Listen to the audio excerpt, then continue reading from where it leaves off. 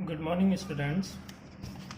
जैसा कि हमने कल क्या क्या पढ़ा था उसके बारे में थोड़ा डिस्कस कर लेते हैं। कल हमने जो पढ़े अनुवांशिक शब्दावली पढ़ रहे थे और अनुवांशिक शब्दावली में हमने लक्षण प्ररूप, जीन प्ररूप, प्रभावी लक्षण, अप्रभावी लक्षण, एक संकर संकरण और व्युत्क्रम संकरण, इसके अलावा जनक पीढ़ी, ये टॉपिक पढ़े थे।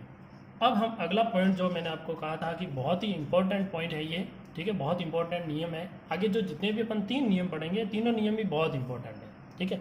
चलिए इनको अच्छे से आप पढ़िएगा, समझिएगा, ठीक। अब देखिए इसमें जो पहला नियम आता है वो है प्रभाविता का नियम। तो प्रभाविता का नियम में ना, इससे पता चल रहा है साफ साफ कि प्रभाविता का नियम यानी ये प्रभावी लक्षणों की बात कर रहा है। तो इसमें क्या होगा कि जब हम कोई भी दो समयुग्मजी विप्यार्सी लक्षण वाले पादपों का संकरण करेंगे, समयुग्मजी का मतलब युग्मक समान होने चाहिए, विप्यार्सी का मतलब गुण विपरीत होने चाहिए। तो जो मटर के पादप में हमने 7 जोड़ी विप्यार्सी लक्षण पढ़े थे, उनमें से कोई 2 ले लेते हैं। जैसे मान के चलिए 1 ले लेते हैं। मान के चलिए मैं पौधे की लंबाई को लेकर संकरण करा रहा हूँ, तो एक तरफ पौधा लंबा रखूंगा, एक तरफ बोना रखूंगा। अब उनके मध्य संकरण कराऊंगा तो कौन से लक्षण प्रकट होंगे? प्रभावी लक्षण प्रकट होंगे। प्रथम पीढ़ी में हमेशा प्रभावी लक्षण ही प्रकट होते हैं, इसलिए इस नियम का नाम है प्रभाविता का नियम। चलिए इसे लिखते हैं। अब इसमें क्या होता है कि प्रभाविता के नियम में हम एक ही लक्षण की बात करते हैं। पौधे 7 प्रकार के मटर के पादप के अंदर लक्षण पाए जाते हैं, जिसमें से हम सिर्फ एक ही लक्षण को लेंगे, वो भी पादप की लंबाई को लेकर। इसीलिए ये एक संकर संकरण पर आधारित है। तो मैं लिखूंगा यह नियम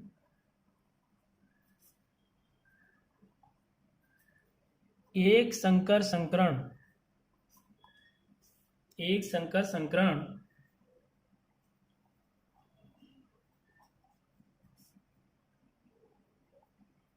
पर आधारित है। यानी ये नियम एक संकर संकरण पर आधारित है। और एक संकर संकरण का अर्थ हमने देख लिया था। इसका मतलब होता है एक ही लक्षण की वंशागति का हम क्या करेंगे? अध्ययन करेंगे, अन्य प्रकार के लक्षण को नहीं लेंगे। तो ये नियम क्या है? देखिए,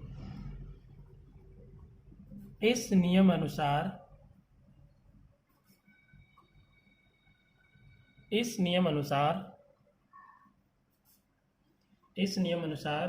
जब एक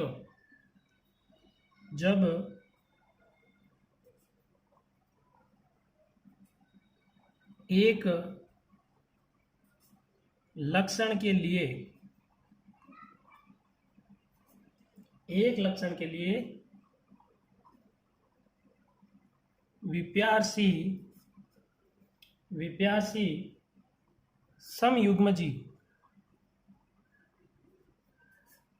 विप्यासी समयुग्मजी पादपों के मध्य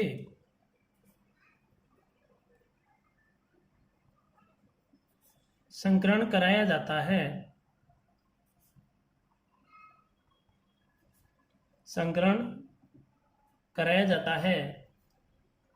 तो प्रथम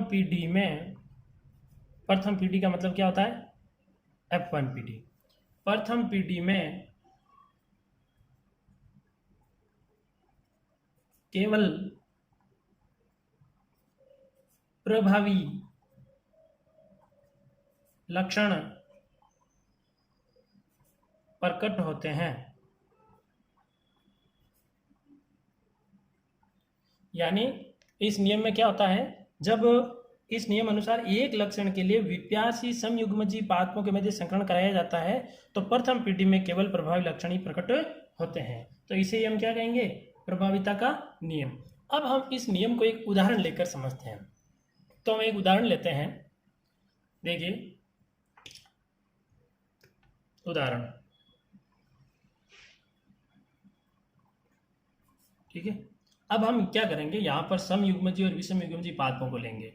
कहने का मतलब, अब मैं कहूँ कि मैंने कहा कि समयुग्मजी और विप्यार्सी होने चाहिए, यानी समयुग्मजी लंबा और विषमयुग्मजी बोना पौधा लो। यानी कि उदाहरण, समयुग्मजी लंबे कैपिटल टी तथा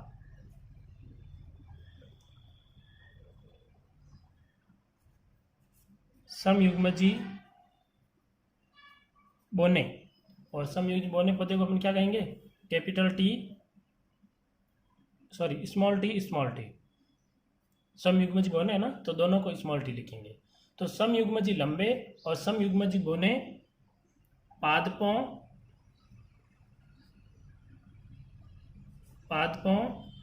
के मध्य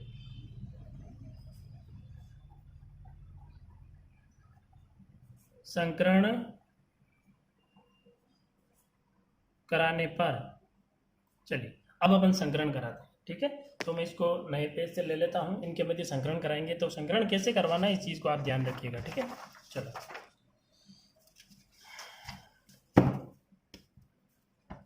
देखिए, अब हम क्या करेंगे यहां पर, ये देखिए समयुग्मजी एक तरफ ले लेंगे, समयुग्मजी लंबे, तो मैंने लिख दिया समयुग्मजी लंबे, और दूसरी तरफ हमने लिया था समयुग्मजी बोने, तो इधर लिख दिया मैंने समयुग्मजी बोने। अब यहाँ पर जो लंबे पौधे होते हैं हम जानते हैं, उनको हम लिखते हैं कैपिटल टी टी, ठीक है, और जो बोने पौधे होते हैं उनको हम लिखते हैं स्मॉल टी टी, ठीक है। अब ये दोनों पादप अपने पास में आ गए। अब यहाँ पर एक बात आपको ध्यान रखनी है, ये जो पीढ़ी है ये जनक पीढ़ी है, यहाँ पर आप ध्यान रखना, इसको या तो इसको कहेंगे जनक पीढ़ी। इसको जनक पीढ़ी क्यों कहेंगे, क्योंकि यही नई संतति को जन्म देगी, ठीक है। अब इसका संकरण कराते हुए क्या करता है, आप यहाँ पर आप थोड़ा मैथमेटिकली फॉर्मेट इसका याद रखिएगा। यहाँ क्या करते हैं, जब दोनों समान हो तो इसमें से कोई एक चीज ले लेते हैं, तो हमने यहाँ पर एक टी इसमें से बाहर निकाल दिया। यहाँ पर भी दोनों समान हैं तो इसमें से भी एक बाहर निकाल दीजिए, ये हो गए युग्मक, क्योंकि युग्मक आपस में मिलेंगे। तो दोनों को अलग अलग, इन चारों को मतलब कहने का मतलब, इसको पहले युग्मक को पहले से मिलाऊं, या पहले को मैं दूसरे से मिलाऊं, या फिर दूसरे को पहले से मिलाऊं और दूसरे को दूसरे से मिलाऊं, तो बात तो सेम ही आएगी। चाहे तो इनमें से एक एक ले लो, वो की वही चीज यहाँ पर आएगी जब अपन अलग अलग संकरण कराएंगे। तो जब इनके मध्य संकरण कराते हैं तो संकरण का चिन्ह लगाया जाता है क्रॉस, ठीक है।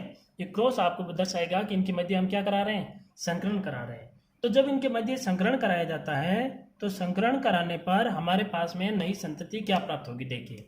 अब यहां से आएगा कौन सा, कैपिटल टी, ये आ गया कैपिटल टी, और इधर से आएगा स्मॉल टी, ये लो, ये एक बन गया हमारे पास में युग्म विकल्पी। अब यहां पर जो पादप प्राप्त होंगे, यानी इन दोनों का संकरण कराने पर जो ये पादप प्राप्त हुए, यानी कि ये इनकी क्या है, संतति है। तो मैं इनको क्या लिख सकता हूं, इनको मैं लिख सकता हूं F1PD, F1PD कह दीजिए, या फिर प्रथम पीढ़ी कह दीजिए। तो यहाँ पर प्रथम पीढ़ी में कैसे पौधे प्राप्त हुए ये भी यहाँ पर लिख देते हैं अपन। तो यहाँ पर हमें कैसे पौधे प्राप्त हुए, यहाँ पर जो पौधे प्राप्त हुए, देखो समयुग्मजी तो नहीं है, क्यों नहीं है, क्योंकि दोनों समान नहीं है। तो समयुग्मजी नहीं है तो दूसरा क्या होगा, विषम युग्मजी। तो ये पौधे जो हैं ये कैसे हैं,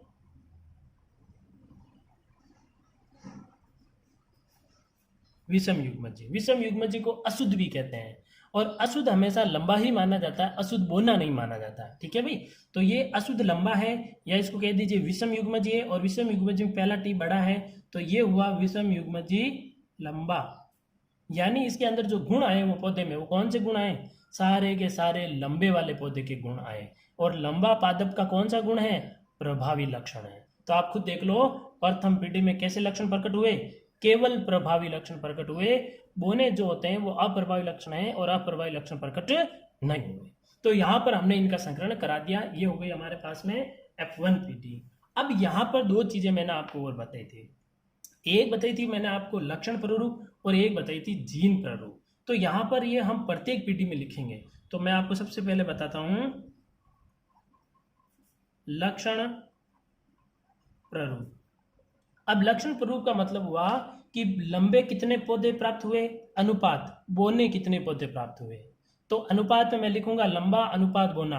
तो लंबे कितने हैं, सारे पौधे लंबे ही हैं। बोने कितने हैं, 0। इसका मतलब मैं लिख सकता हूं 100% लंबे, ठीक है। यहां लंबे की बात होगी, लंबे और बोने की, समयुग्मजी विषम युग्मजी की नहीं बात होगी, ठीक है। तो लक्षण प्रारूप में क्या लिखा जाता है भाई, बाहर से कैसे दिखते हैं, तो बाहर से पौधे हमें कैसे दिखे, लंबे दिखे, तो हमने सीधा कह दिया लंबे। बोलना था नहीं, एक भी पौधा बोना नहीं था, तो हम क्या कहेंगे, लक्षण प्रारूप है जो 100% लंबे। जीन प्रारूप,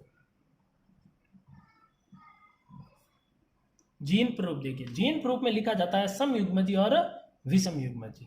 तो जरा सोचो, क्या समयुग्मजी पौधा प्राप्त हुआ, नहीं, तो कैसा हुआ, विषम युग्मजी। तो मैं लिखूंगा 100%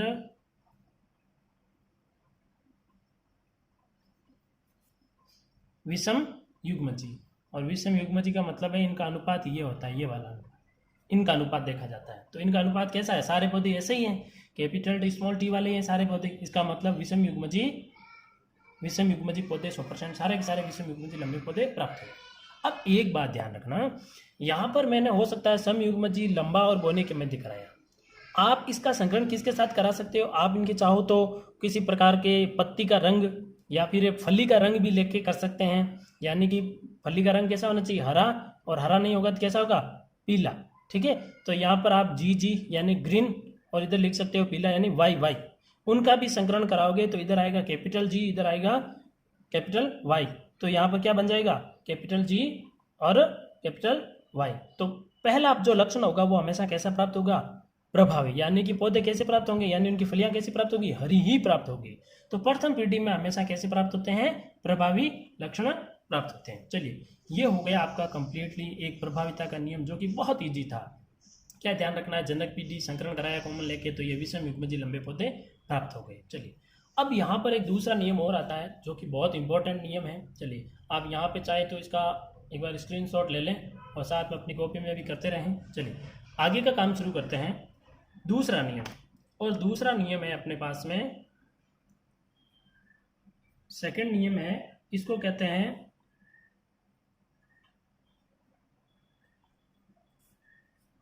पृथक्करण का नियम।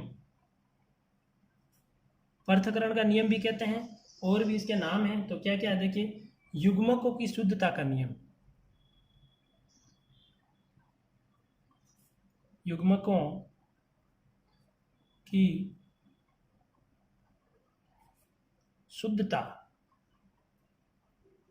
का नियम। इसका एक और नाम है, वो है विसंयोजन का नियम।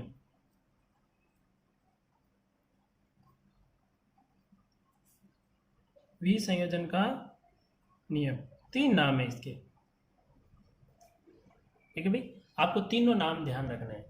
पृथक्करण का नियम का मतलब भी हुआ अलग अलग होना। युग्मकों की शुद्धता का नियम होता है, युग्मक जो है पुनः वो ओरिजिनल प्राप्त हो जाते हैं, तो युग्मक बिल्कुल शुद्ध रहते हैं। और तीसरा विसंयोजन का मतलब भी अलग होना। तो पृथक्करण का मतलब भी अलग होना, विसंयोजन का मतलब भी अलग होना। तो अब हम इस नियम में क्या करेंगे, इस बात को समझें। हम इस नियम में क्या करेंगे कि ये जो विषम युग्मजी लंबा प्राप्त हो, यानी प्रथम पीढ़ी पे तो अपन पहुंच गए, अब अपन द्वितीय पीढ़ी पे जाने की कोशिश करेंगे। अब ये जो पौधे प्राप्त हुए, इनकी फली से जो बीज निकलेंगे, या फिर इन पौधों की बात करूं मैं, इन पौधों से जो पुष्प बनेंगे, उन पुष्प का मैं आपस में क्या करवा दूंगा, स्वपरागण करा दूंगा। स्वपरागण कराऊंगा तो नई फली बनेगी, फली से बीज बनेंगे, और बीजों को बहूंगा तो मेरे पास कौन सी पीढ़ी आ जाएगी, F2 पीढ़ी आ जाएगी। और F2 पीढ़ी में मैं देख लूंगा कि लंबे कितने हैं, बोने कितने, सारी चीजें, और वो अनुपात में यहाँ लिख दूंगा। तो F2 पीढ़ी में जाने के लिए एक और नियम आ जाता है अपने पास में, पृथक्करण का नियम या युग्मकों की शुद्धता का नियम। अब यहाँ पर भी एक बात ध्यान